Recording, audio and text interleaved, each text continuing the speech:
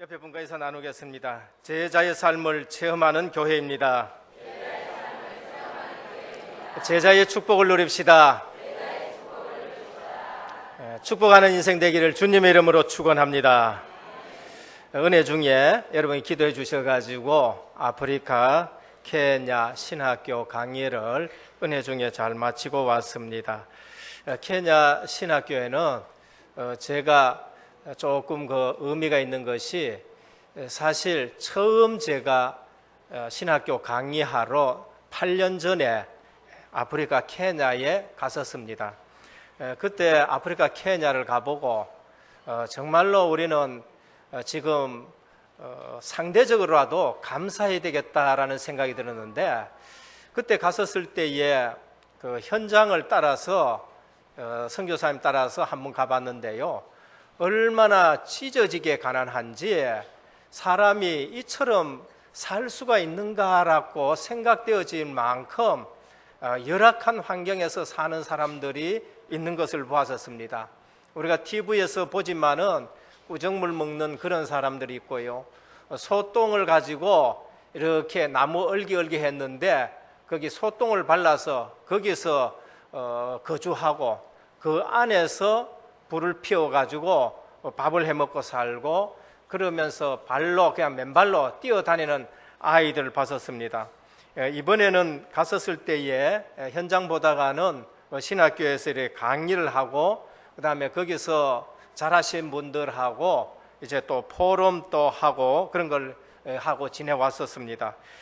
특히 시내, 나이로비 시내는 8년 전하고 달라지게끔 발전했는데, 옛날에 우리가 70년도에 달라지듯이 전에는 시내 도로가 너무 협소했는데 이제 시내 고가 도로라든지 다음에 또 전용 자동차 도로라든지 이런 게 생겨서 아주 빨리 달릴 수 있는 그런 부분을 봤었습니다. 특히 가면서 생각했어요. 갑자기 왜 내가 여기에 또 강의하러 가야 됩니까? 제가 늘 강하는 곳은 이제 내리로만 중국 보고만 이제 중국 쪽으로 이렇게 많이 사역을 했는데, 8년 만에 왜 하나님이 또 이렇게 보내시는지, 안 그래도 거리가 멀거든요. 그래서 늘 기도하면서 이렇게 갔었었는데 몇 가지 하나님께서 보내주신 이유를 발견했었습니다. 그곳에 갔었었는데 실제 제가 이렇게 가서 깨달은 것은 예수 생명 복음의 능력을 확인했는데, 이 선교사님이 21년 전에 선교하러 그곳에 갔었습니다. 21년 동안의 사역한 가운데서 포럼하면서 이렇게 제가 옆에서 들었었는데, 8년 전에 저도 가서 강의를 했었습니다만은 그때 강의 듣던 신학생들이 자라서 목사님이 되어가지고요, 어디 가서 지금 사역을 하냐 하면은 케냐 안에서 사역하는 것이 아니라 케냐 바깥에 아프리카에 50몇 개국이 있어요. 그 옆에 이웃 나라에 가가지고 사역하시고 교회를 세우시고 지금 성장하는 그런 것을 포럼 가운데 제가 듣게 되었었습니다. 한 몇 명 정도가 지금 케냐 바깥에 나가서 하느냐 하면은 4개 나라에 가가지고 벌써 사역을 하고 계시는데, 수단이라는 나라에 거기 가서는 지금 사역하시는데 195명의 성도가 세워진 교회가 있는 것을 보게 되었었습니다. 그래서 그분은 또 학교에 들어가서도 사역하시는 것을 봤고요. 그래서 벌써 이처럼 21년 동안 사역하시는 가운데서 목사님으로 세워져서 이처럼 곳곳에 아프리카 나라에 가서 사역하고 계시는구나. 그들이 이 케냐에 올 때에는 어떻게 왔느냐? 자기 나라에 문제가 생기고 자기 나라에 내란이 일어나고 자기 나라에서 있으면 위험해서 케냐로 왔다가 선교사님을 만나고 복음을 듣고 그러면서 신학을 하고 목회자가 되신 분들이 이제는 자기 본국에 가가지고 거의 200명 되는 성도들을 모아놓고 이렇게 사역을 하고 계시는 것을 봤었을 때에 선교사 한 분이 얼마나 귀중한가라는 것을 깨닫게 되었었습니다. 그래서 지금 탄자니아, 나이제리아, 르완다, 소말리아 부근, 소말리아 아시죠? 해적들이 있는데, 그러니까 케냐 부근하고 거기하고 붙어 있어요. 그래서 그들이 왔다 갔다 하고 하기 때문에 아주 위험한 지역인데 거기에서도 그렇게 사역하는 것을 볼 수 있습니다. 포럼하는 가운데 제 가슴을 또 이렇게 뜨겁게 하는 것은 이제 선교사에 따라 가지고 그 어떻게 되어지는가 볼 수 있는데, 외국에 보면은 새벽 기도가 없는 나라들이 참 많거든요. 근데 이분들은 지금 새벽 기도를 꼬박꼬박 하고 있다는 것을 들었을 때에 참 감사하다는 생각이 들었습니다. 그래서 선교사 한 분을 제대로 세웠었을 때에 한 나라를 살릴 수 있는 것이고, 복음 없는 지역에 교회가 또 세워지는 걸 볼 수 있습니다. 그래서 선교사님이 이제는 케냐 지역뿐만이 아니라 우리 모두가 아프리카 전체를 살리고 아프리카만 한정되지 말고 세계를 복음화할 수 있도록, 특히 지금 이란 같은 데는 핍박이 아주 센데 회교권 복음을 위해서 우리가 또 나아가야 되겠다라는 또 다른 비전을 잡고 있는 걸 봤었습니다. 두 번째는 가서 이제 또 가슴에 담긴 게 있는데, 보니까 그 우리 교단의 위정희 목사님이라고 여자 목사님이 계시는데, 언젠가 대구노에서 초청해가지고 삶 오늘에 대해서 해주신 목사님이 왔어요. 그래서 필리핀의 교회를 세워놔놓고 이제 아프리카 지역에 잠비안가 이런 쪽으로 교회를 또 세우기 위해서, 선교하기 위해서 그쪽에 방문하고 이제 거기 아프리카에 오셔가지고 같이 만나서 또 대화한 것을 볼 수 있습니다. 그래서 아마 우리보다 적은 교회인데도 그렇게 제자들 중심으로 그런 일을 하는 것을 보고, 또 거기에 장로님이 같이 따라와 가지고 현장을 보고, 미국에 유학 가 있는 렘넌트가 있는데 이거를 되게 잘한대요. 그래 가지고는 미국에 가가지고 뭐 너무 이걸 잘했는데 이번에 선교 현장 좀 보라고 렘넌트를, 이거 하니까 잘 모르시는 모양인데 게임을 너무 잘한답니다. 그래서 앉아가지고 전들 게임만 하고, 누가 뭐라 그래도 게임만 하고, 그래서 선교 현장 좀 보라고 이렇게 보내놨는데 와가지고는 이제 선교 현장 보고 조금 아이가 변했다라는 그런 것을 봤었습니다. 그래서 그걸 보면서 우리도 기도 중에 한 나라를 정말로 담당할 수 있는 선교를 다짐하는 그러한 계기가 되었습니다. 그리고 이제 돌아오기 전에 어떤 사무실을 방문했는데, 거기 어딨냐 하면은 세종학당이라는 단체인 것입니다. 저도 이 부분을 이제 거기에 가서 알았는데요. 세종학당이 뭐냐 하면은 우리나라가 43개 나라에 한국 언어와 한국 문화를 소개하고 가르치는 재단이 세종학당재단이라고 그렇게 말해요.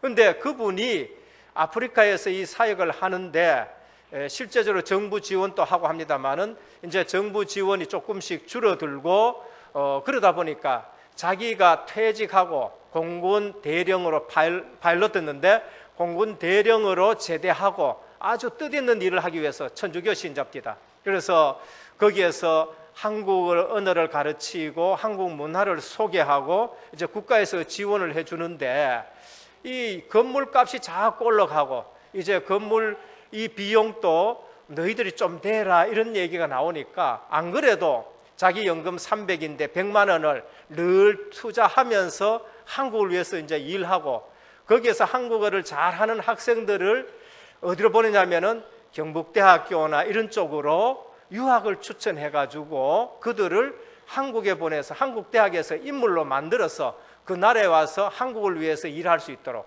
한국 기업에서 일할 수 있도록 그런 부분을 하는데, 자꾸 자기 돈이 많이 들어가니까 더 이상 감당을 못하겠다 하면서 아주 걱정하는 걸 봤었습니다. 그래서 선교사님이 저거를 우리가 조금 받아가지고, 그러니까 그거 지금 안류의 학생들이 거기 가서 한국어를 배운대요. 그리고 해주니까 거기도 좋아하고 서로가 이제 공존하게 되어지는데, 우리가 그걸 받아가지고 좀 해가지고는 이제 앞으로 안류도 하고 한국으로 보내고 1, 2년 동안에 복음전에서 이게 선교사로 각국으로 보내면 좋겠다라는 그런 기도 제목을 또 들어봤었습니다. 그래서 이번에 가가지고는 뭐 이렇게 의미 있는 시간을 보냈습니다. 제 개인적으로 너무 감사한 게, 사실 그 장거리인데도 피곤치 않고 힘 잃어버리지도 아니하고 가는데, 사실 그래요. 여기서 오후 3시 10분에 출발했거든요. 이제 동대구에 가가지고는 기차를 이제 KTX를 타면 4시에 탔는데 서울까지 가가지고 거기서는 이제 또 그다음에 또 이제 비행기를 타고 어디 가면 두바이까지 가요. 한 9시간 이제 갑니다. 가면 두바이에서 한 또 6시간, 새벽 3시 반에 도착하는데 그것도 이제 10시 반에 탈 때까지 거기서 또 기다려야 돼요. 그 10시 반에 또 비행기를 타고 또 4시간을 이제 케냐 쪽으로 갑니다. 케냐 가가지고 또 그 다음에 차를 타고 이제 신학교까지 가는데 가면은 꼬박 하루를 걸리는 겁니다. 꼬박 하루 걸리고 올 적에도 이제 3시 반에 4시 오후 2시 반에 비행기를 타면은 이제 오후 6시쯤 떨어지면은 그 다음에 이제 새벽 3시 반에 타고 여기에 오면은 이제 사실 그 한참 되지요. 그래서 이제 내려오면은 거의 하루가 걸리는 기간입니다. 그런데도 크게 피곤치 않고 또 새벽기도 인도하고 이렇게 설 수 있어서 너무 감사합니다. 그래서 우리가 성령 충만하고 항상 건강 준비해서 세계 복음화에 귀중한 축복 누리기를 주님의 축원드립니다. 그래서 갔다 와서 제가 기도 제목 잡은 것이 무엇이냐 하면은 복음 각인이다. 복음 각인이다. 그 지역에서 복음을 심어 놓으니까 사람들이 하나하나 일어나고 실제 세계 복음화할 수 있는 것을 우리가 볼 수 있고요. 그러면서 선교사들이 일어나서 이젠 전체가 아프리카 복음화를 위해서 각인된 모습을 보면서 감사했었습니다. 거기서 본 것은 세종학당을 보면서 제가 모르겠냐, 저 어려운 나라에서도 우리나라 글을 배워가지고 인재로 등용할 수 있도록 저들이 저렇게 준비하고 또 문도 열리는 걸 보면서 우리는 지금 너무 안일하게 지금 아이들을 가르치고 있는 것이 아닌가. 우리 후대들 전에 말씀했었습니다마는 영어와 중국어와 스페인 이런 것을 꼭 배워가지고 세계 복음화에 자질이 되어지고 준비를 해야 되겠다라는 것을 가슴에 안고 왔습니다. 오늘 본문 신명기 16장 9절에서 12절은 늘 말씀드립니다마는 신명기는 각인이에요. 뭐를 각인하냐? 복음을 다시 한번 핵심을 반복 적용 재해석하는 것이 신명기예요. 그리고 신명기 하면은 우리가 빨리 알아야 될 것은 무엇이냐 하면은 복음의 핵심을 반복해주고 적용하고 확산시키는 것이 신명기입니다. 그래서 창세기, 출애굽기, 레위기, 민수기 사항을 20세 이하로 태어났던 사람들을 이제 가나안 땅에 들어보내기 전에 다시 한번 그것을 적용시켜주고 또 각인시켜주는 것이 신명기라 그렇게 보면 되겠습니다. 그래서 오늘 우리는 이제 이 절기를 맞이해서 맥추감사절 절기를 맞이해서 복음 각인이 우리에게 필요하고 특히 렘넌트에게 복음 각인이 필요하다라는 말씀을 드립니다. 첫 번째입니다. 우리 이유를 아는 신앙생활을 해야 되는데 절기를 주신 이유가 뭔가 여기에 대해서 답을 내야 되는 것이죠. 하나님은 이스라엘 백성들에게 절기를 주셨어요. 이스라엘에게는 3대 절기가 있습니다. 유월절, 칠칠절, 그 다음에 수장절, 이 절기가 있죠. 이름은 많이 있습니다. 유월절을 무교절이라고도 또 하고요. 칠칠절을 또 오순절 이렇게도 말하고 초막절이라는 이런 이름도 있는 것이고 이런 여러 가지 이름이 있습니다만은 대표적으로 칠칠절, 오순절 말합니다. 또 수장절은 장막절이라고 하고요. 이렇게 여러 가지 이름이 있습니다. 그런데 절기 주신 이유가 뭐냐? 잊지 말라 그런 뜻입니다. 절기를 주신 이유는 잊지 말라 각인이죠. 절대로 잊지 말라는 겁니다. 무엇 때문에 그러면 지금 보리 농사도 안 짓는데 맥주 감사주의를 지키느냐? 이 부분에 대해서 우리가 다시 한번 정리를 가져야 되겠습니다. 우리 교육 현장은 반복 얘기하지 않으면 자꾸 잊어버려요. 반복 얘기해야 되는데 유대인 교육이 성공한 교육이 된 것은 무엇이냐? 핵심을 반복했다는 것이 유대인 교육의 성공입니다. 제가 책을 봤지만은 유대인들이 머리가 좋아서 그렇게 세계적인 인물과 두뇌가 나왔느냐? 아니라는 것이죠. 어쩌면 한국 사람보다가 미국 사람보다가 유대인들의 IQ는 높지 않다고 말합니다. 그런데도 그들이 세계적인 두뇌가 되는 것은 핵심을 갖다가 반복 계속 해주기 때문에 그들이 성공했다고 그렇게 보는 거죠. 우리 교육 현장 모습을 보면은 얼마 전에도 대통령이 말했었습니다. 지금 6.25가 남침이 아니라 북침이라고 주장하는, 그렇게 알고 있는 학생들이 70%나 된다라고 말했어요. 이게 무엇입니까? 교육을 안 시켰기 때문에, 교육을 시키지 않아서 그런 거죠. 그래서 6월 6일 현충일은 뭔가 물으면은요, 이순신 장군 제삿날이다 뭐 이렇게 얘기하는 아이들도 많다는 얘기죠. 그러니까 현충일도 모르고 6.25도 지금 모르고 전부 모르고 있다는 것입니다. 그래서 애국가도 사절까지 아는 학생들이 없대요. 우리 자랄 때는 애국가 사절까지 다 알잖아요. 애국가 적어보라 그러니까 우리 집에 애도 하나가 그랬대요. 애국가 적을 때 2절에 보면 남산 위에 저 솔나무 철갑을 두른 듯, 남산 위에 저 솔나무 철판을 두른 듯 이렇게 적었다고 그렇게 얘기를 하는데, 실제 애국가를 사절까지 적지를 못하는 그런 부분이죠. 이게 뭐냐면은 핵심 교육이 안 됐다는 거죠.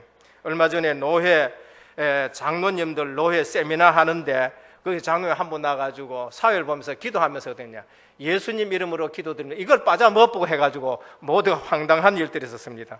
노회 시험 치는데 절기 적으시오, 그러니까 3.1절, 광복절, 제헌절 뭐 이렇게 적었다는 나오는데, 물론 뭐 좀 틀렸겠지요. 틀렸는데 실제 이런 부분이 나오는 겁니다. 우리 신앙생활에서 가장 중요한 것이 뭔가, 이거를 우리가 놓치고 사는 것이죠. 그래서 오늘 또 우리 절기를 주신 이유는 절대 복음 잊지 말라는 거예요. 출애굽기 12장 12절에 보면은 내가 그 밤에 애굽 땅에 두루 다니며 사람과 짐승을 물온하고 애굽 나라 가운데 처음 난 것을 다 치고 애굽의 모든 신에게 벌을 내리리라. 나는 여호와로라. 내가 애굽 땅을 칠 때 그 피가 너희의 거하는 집에 있어서 너희를 위하여 표적이 될지라. 내가 피를 볼 때에 너희를 넘어가리니 재앙이 너희에게 내려 멸하지 아니하리라. 너희는 이 날을 기념하여 여호와의 절기를 삼아 영원한 규례로 대대에 지킬지니라 하셨습니다. 이게 뭐냐? 복음 각인이에요. 6월절이 뭐지요? 예수 그리스도의 피 언약을 먼저 설명해 준 거죠. 구약의 모든 의식은 예수 그리스도의 그림자요 예표인 거죠. 예언이단 말이죠. 그래서 6월절 이 복음을 절대로 놓치지 마라. 그래서 절기를 지키는 겁니다. 기념하라는 거죠. 누구에게요? 영원히 너희 후손들과 그렇게 하라, 그렇게 말합니다. 우리에게, 후손에게 전달의 의미를 주신 것입니다. 그래서 오늘 우리는 유럽 교회와 미국 교회를 볼 때에 왜 저러느냐? 복음의 유일성을 놓쳐서 그래요. 복음 이외에는 우리가 구원받을 길도 없고 복음 위에는 살 길이 없는데, 복음이 희미해지고 복음의 유일성을 놓치니까 교회는 무엇을 하더라도 나중에 힘을 잃게 되는 겁니다. 우리 은혜교회에 꼭 복음의 유일성의 강달을 위해서 기도해 주시고, 우리가 복음의 유일성을 잡고 우리 렘넌트에게 전달해야 될 줄로 믿습니다. 그래서 여호수아 5장 10절에 보면은 이스라엘 자손들이 길갈에 진쳤고 그달 14일 저녁에도 여리고 평지에서 유월절을 지켰고 그랬었습니다.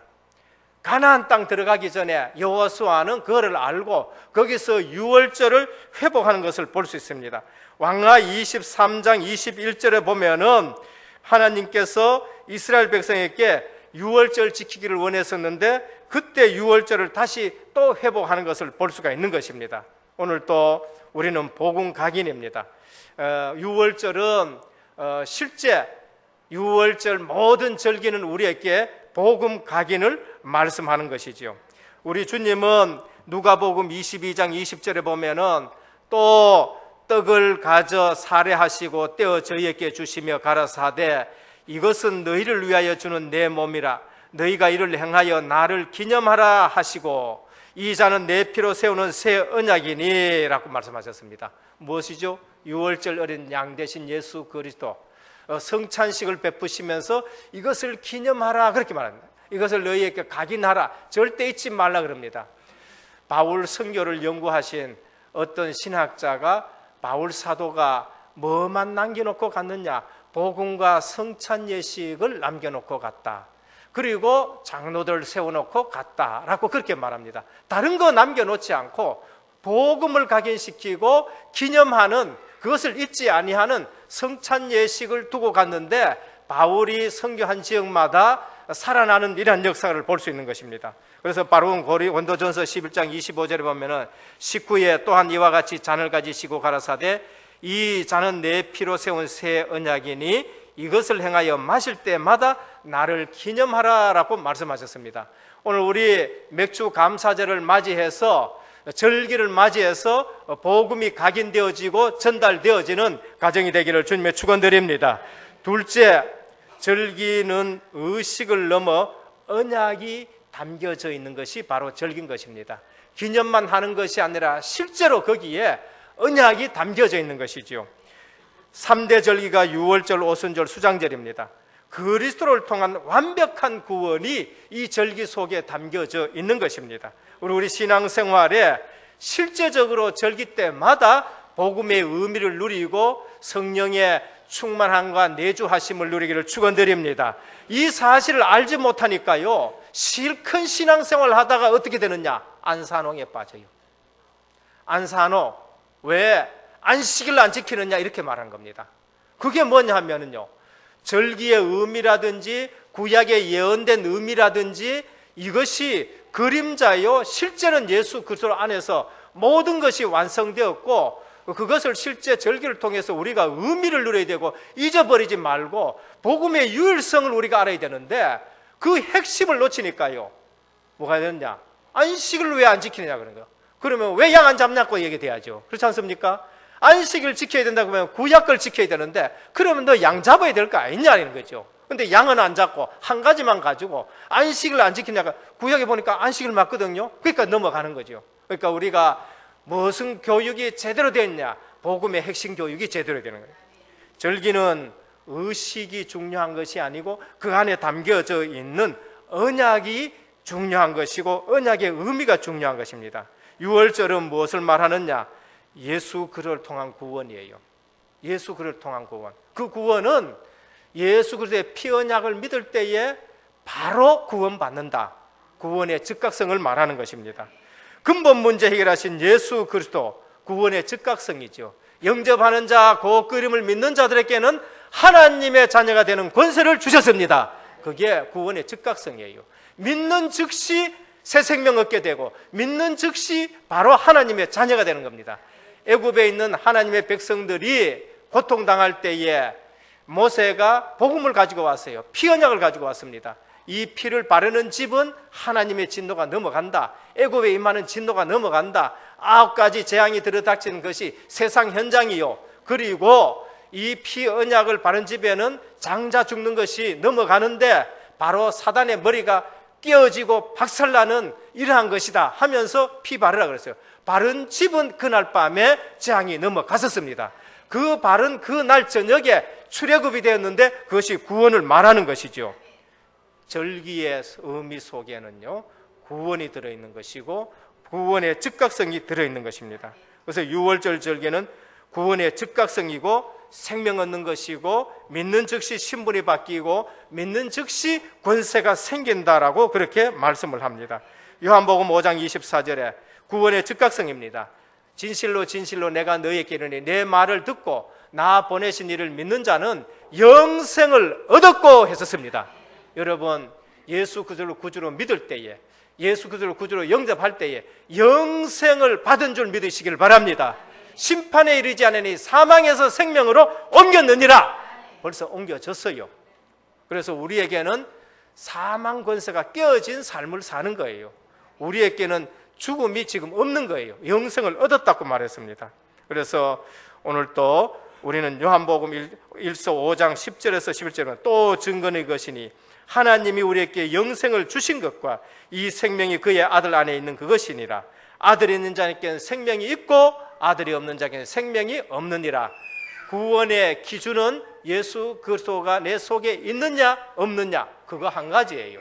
그래서 영접이라든지 믿음이라든지 이것은 구원의 즉각성을 말하는 것이고, 유월절은 구원의 즉각성을 우리에게 말씀합니다. 둘째, 우리가 오순절입니다. 오순절은 무엇이냐 하면은 성령의 역사요, 성령의 임재요, 성령의 인도인 것이죠. 이것은 구원의 점진성을 말하는 것입니다. 성령 내주는 구원의 즉각성입니다. 그러나 성령의 인도와 성령의 역사는 우리를 변화시켜 나가는 것이고 우리의 구원의 점진성이죠. 우리를 변화시켜 나가는 겁니다. 베드로전서 2장 2절에 보면 가난 아이같이 순전하고 신령한 젖을 사모하라. 이로 말미암아 너희로 구원에 이르도록 자라게 하려 함이라. 이미 구원은 받았는데 또 구원에 이르도록 자라게 하라는 이 말은 무엇이냐? 우리 삶이 하나님 자녀답게 살아가는 것을 말하는 거죠. 우리가 성품이나 인격이 하나님의 자녀로 답게 변화되어 가는 걸 말합니다. 삶의 변화를 구원에 이르도록 자라게 한다는 겁니다. 그래서 오늘 또 오순절은 성령의 임재요 성령 충만이요 그것을 통해서 우리의 삶이 구원받은 자의 삶으로 바꿔지는 걸 말하죠. 신분은 바꿔도 우리 수준은 옛날 수준 가지고 있는 게 있습니다. 그것은 구원받은 자의 삶이 아니지요. 하나님의 자녀의 삶처럼 사는 건 아니단 말이에요. 그것을 하나님이 바꾸어가는 것입니다. 출애굽했습니다. 구원받았어요. 홍해 건넜습니다. 세례받았었습니다. 그런데 그들의 삶은 애굽 체질과 노예 체질이 근성이 있어서 가면서도 또 불평하고 먹는 것에 자유는 잊어버리고요. 해방된 것은 잊어버리고 애굽에서 고깃국 먹고 이걸 가지고 점들 불평하는 그들의 모습을 볼 수 있습니다. 하나님 그들에게 하나하나 치유하시면서 나는 너희를 치료하는 여호와라 하시면서 그들을 치유하셨는데 믿음 치료하시고 그래서 가나안 땅으로 인도하는 걸 볼 수 있습니다. 오늘 또 오순절입니다.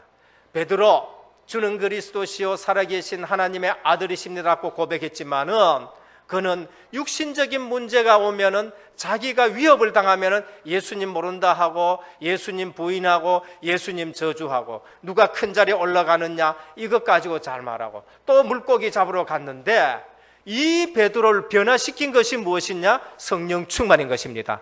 오순절날 120명이 모였는데 그들에게 불의 혀처럼 갈라지는 하나님의 역사, 바람 같은 그런 능력이 임하시는데 성령이 임재하셨습니다. 그 이후로부터 자기 힘으로는 감당하지 못하는 그 일을 베드로가 감당하는데 대제사장 문중 앞에 전에는 거기를 피해가고 전에는 달아났지만 그 앞에서 내가 너희 앞에서 하나님 말씀 듣는 것이 옳은가 너희 말을 듣는 것이 옳은가 판단하라. 우리가 보고 들은 것을 말하지 아니할 수 없다. 다른 이로서는 구원을 얻을 수 없나니 천하 인간의 구원 얻을 만한 다른 이름을 얻게 준 일 없다고 말했었습니다. 이게 무엇이냐? 성령 충만이요 변화인 것입니다.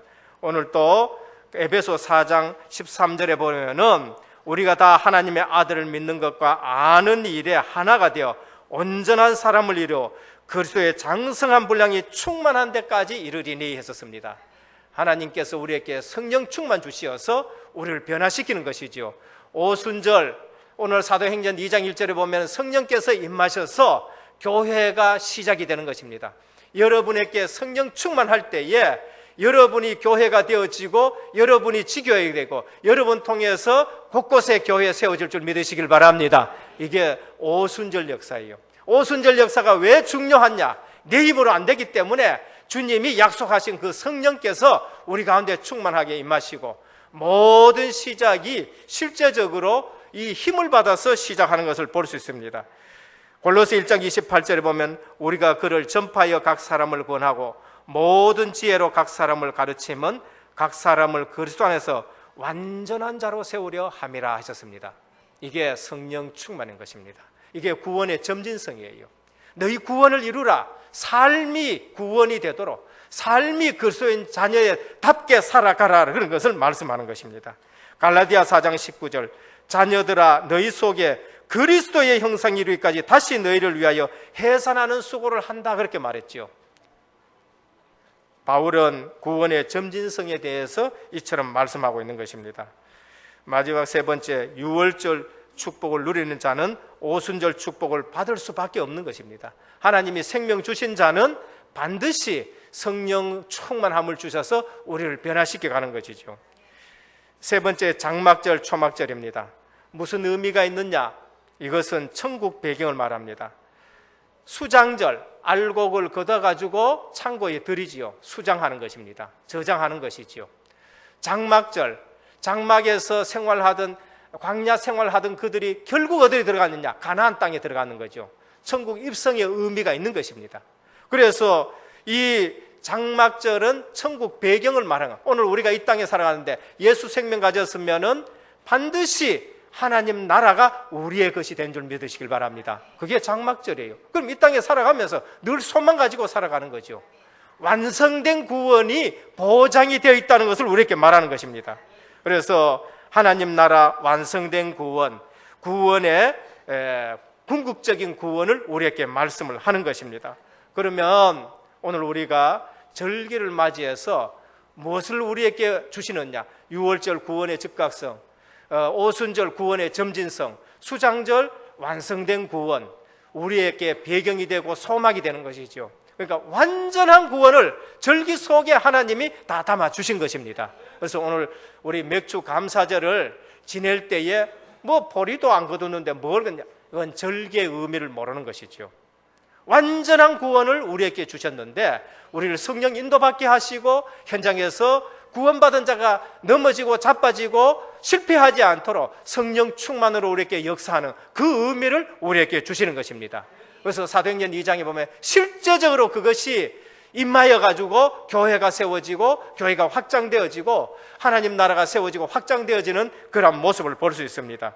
오늘 초대교회에 이 성령 충만이 우리 은혜교회에 모든 성도님들에게 임하기를 축원드립니다. 각자 개인에게 불에 혀같이 갈라진 것이 임하였고 그것이 그들 사역에 힘이 된 것을 볼 수 있는 것입니다. 성도는 성령 충만하지 아니하면 우리가 세상을 이길 수가 없는 것입니다. 신분으로는 이겨놓았지만은 실제적인 것에서 자꾸 쏟고 있는 거예요. 왜 기도해야 되느냐? 그들이 기도했을 때에 10일간 집중 기도했을 때에 그들에게 성령이 임하신 것을 볼 수 있는 겁니다. 그래서 우리 기도 힘없는 방법이 무엇이냐? 기도인 것입니다. 마지막 세 번째입니다. 감사의 내용과 방법이 삶에 영향을 줍니다. 우리 삶에 뭐가 회복이 되냐? 감사가 회복이 돼요. 감사가 회복되면은 우리 삶이 바꾸어지는 것입니다. 그것이 감사가 최고의 추인 것입니다. 감사가 내 삶의 내용 되기를 축원드립니다. 감사가 있을 때에 추의 역사가 나요. 이제 다른 사람에게 그 영향이 가는 겁니다. 내가 불평하면은요, 그 불평이 영향이 가요. 그래서 불평할 일 있더라도 믿음 안에서 다시 한번 생각을 하시고 감사로 그렇게 바꿔야 되는 겁니다. 이스라엘 백성이 여리고성을 돌 때에 여호수아가 이렇게 얘기했습니다. 너희는 말을 들내지 말라, 침묵하라, 그렇게 말했습니다. 왜 그럴까요? 신앙생활에 불평하는 것이 다른 사람에게 영향이 가요. 부부지간에도 자꾸 불평하면 그게 영향이 가요. 그러나 성령 충만하면은 그걸 이길 수가 있는 것입니다. 그래서 내가 성령 충만해가지고 불평과 불만이 끊기는 전도자의 삶 되기를 축원드립니다. 여러분 만날 때에 불신앙이 끊어져야 돼요. 불신앙이 돌다가 여러분에게 왔다. 이게 끊어져야 된단 말이에요. 여러분 통해 가지고 더 확장돼 가지고 돌아간다. 그게 불신앙의 주역이 되는 겁니다. 그건 아주 무서운 거예요. BMW라고 있어요. 차 좋지요. 교회 안에 BMW가 되면 안 돼요. 빅 마우스 우먼, 이 큰 여자 펄펄펄펄 해가지고는 불신앙이 자꾸 돌아다니면 큰일 나는 거죠. 내게 불신앙이 말이 왔다. 내게서 끊어져야 될 줄 믿습니다. 그래야 교회가 부흥하는 겁니다. 감사의 내용이요. 감사의 내용. 감사를 한다. 그 감사가 영향이 가는 거예요. 그 감사가 우리 아이들에게도 가는 것이죠. 그래서 적어도 나는 복음의 유일성 가지고 이런 교육을 받았다. 그런 자부심이 가져야 됩니다. 삶 생활로 감사나요. 우리 삶 속에서 감사가 나요. 바울은 빌립보 4장 10절에서 12절을 보면은요, 감옥 속에서도 감사했었습니다. 오해되어야 될 일도 있는데 그것도 감사했지요. 그래서 나는 비천에 처할 줄도 알고 풍부에 처할 줄도 알아. 모든 일에 배부르며 배고픔과 궁핍에도 일체의 비결을 배우느라. 육신적인 것 때문에 좋아하고 육신적인 것 때문에 슬퍼하고 이것이 아니라 일체의 복음의 비밀을 누렸다라고 말을 합니다. 그리고 물질로 감사하는 겁니다. 경제와 삶의 규모가 뭐와 관계 있느냐? 헌금하고 관계에 있다라는 걸 말합니다. 저는 메시지 듣다가 내 경제가 뭐와 관련이 있느냐? 헌금과 관련이 있다, 감사와 관련이 있다라는 메시지가 사실 이제 각인이 되었었습니다. 11조가 뭐냐? 이건 하나님의 것이다, 그렇게 각인이 되었어요. 실제 제 11조 생활은 부모님으로부터 배웠었어요. 그거는 완전히 하나님 것이다, 그렇게 된 거죠. 내가 그 헌금 생활을 하지 않는다, 나중에 자녀들 그거 다 봐요. 자녀들이 다 보는 것입니다. 자녀들이 축복받으려 그러면은 내가 먼저 그렇게 살아야 되는 것이고 그게 전달돼야 되겠죠. 그래서 물질로 감사 축복받은 사람이 사렙다 과부고요, 있어서 받은 게 아니에요. 없는데 그렇게 받았었습니다. 왕하 4장 8절에 수넴 여인이 실제 보면은 부자지 않았는데도요, 이분들이 감사로서 축복받았습니다. 두 렙돈 가진 과부, 그는 생활비 전부를 드렸다. 우리보다가 훨씬 가난했지요. 두 렙돈, 우리 주님 보시고 100만 원 헌금한 사람보다가 두 렙돈 드린 사람이 더 많이 했다. 뭡니까? 지를 보신 것이죠. 지를 보는. 그래서 그는 생활비 전부를 넣었다 그랬어요. 우리 헌금 많이 하신 분이, 어떤 분이 헌금 많이 하신 겁니까? 지금 헌금 강조하는 거예요. 헌금을 많이 했다, 금액이 아니에요. 얼마를 드리고 얼마가 남았느냐가 그게 내가 헌금 기준이어야 되는 겁니다. 두 렙돈 드린 분은요, 다 드렸다는 겁니다. 10억 있는데 1억 드렸다, 그보다가는 두 렙돈을 드린 사람이 10억 가지고 1억 드린 것보다 더 많이 드렸다. 주님은 중심을 보시는 것이죠. 그래서 오늘 또 우리 감사가 우리 삶에서 끊어지지 않아야 되겠습니다. 결론으로 말씀드립니다. 신앙생활에서 승리한 모든 사람의 특징이 무엇이냐? 감사의 생활에는, 감사의 생활. 그 감사가 어떤 감사냐? 절대 감사예요. 절대 감사. 그건 어디서부터 나오지요? 그것은 구원의 은총으로부터 나오는 거예요.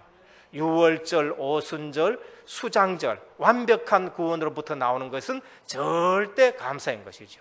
그래서 이 승리한 사람이 드리는 헌물이 감사 예물이라 그렇게 봅니다. 여기서 아무리 어려움 당한 사람도 우리가 요셉만큼 어려움 당한 사람이 없겠지요. 또 성경에 보면 많은 사람이 있는데 다윗같이 어려움을 당한 사람도 없겠죠. 그런데 그들의 삶의 내용은 늘 구원받은 거 감사해요. 요한나의 목자시니 내가 부족함이 없으리로다.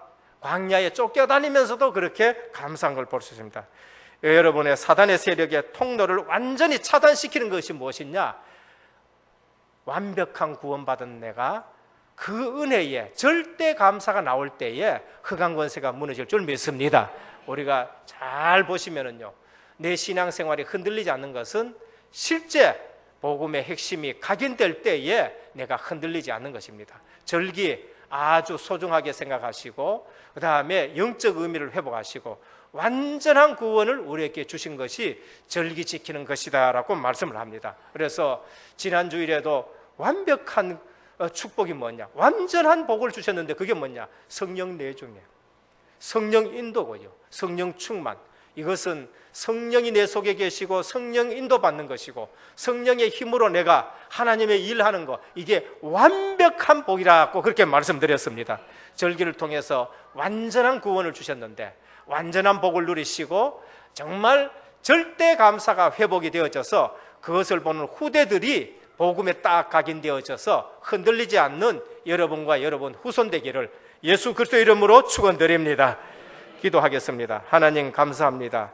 맥주절 감사주를 통해서 우리가 구원의 완전한 구원을 주신 절기의 의미를 다시 한번 생각하면서 복음에 각인되어지고 절기를 통해서 또 새겨지고 우리 후대들을 이제는 복음으로 각인시켜서 전문성 있는 렘넌트로 키우고 엘리트로 키워야 될 것을 이번 선교 현장에서 또 보고 이제 여름 방학 때에 이러한 학업 캠프 하기를 원하고 언어 캠프 하기를 원합니다. 우리 부모님들의 신앙이 자녀에게 영향이 가는데 완전 복음으로 무장되게 해 주옵시고 오늘 절기를 통해서 복음 각인되어지는 날이 되게 하옵소서.